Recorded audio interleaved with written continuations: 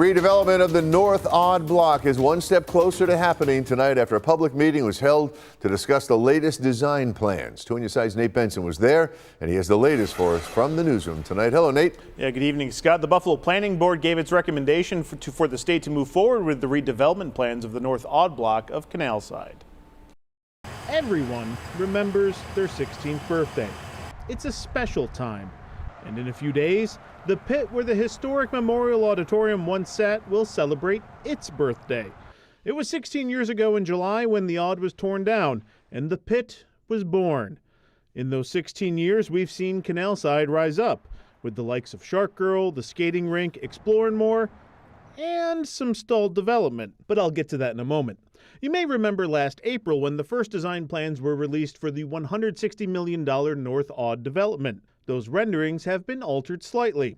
The current plan calls for 3 buildings that will now be home to more than 250 residential units and retail space, more than 340,000 square feet for the whole development, new green space, underground parking, and lovely views of the river and lake, or the 190 depending on which side of the building you live on. Yeah, we're excited. I think it's been a long time process. Mark Wendell is the president of the Erie Canal Harbor Development Corporation, or ECHDC. He presented the updated designs to the Buffalo Planning Board and public Monday night.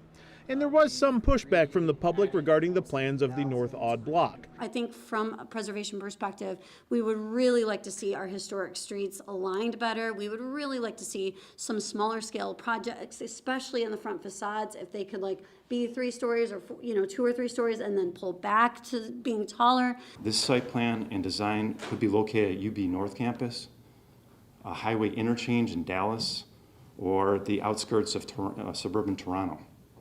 It doesn't reflect the historic nature of the site or the surrounding parcels. The sentiment being that previous renderings made the project feel like it was ripped from the pages of history and reflected the way Canal Side looked during the heyday of the Erie Canal. Nonetheless, the planning board heard the feedback and voted to give their blessing for the project and recommended that the Erie Canal Harbor Development Corporation move forward.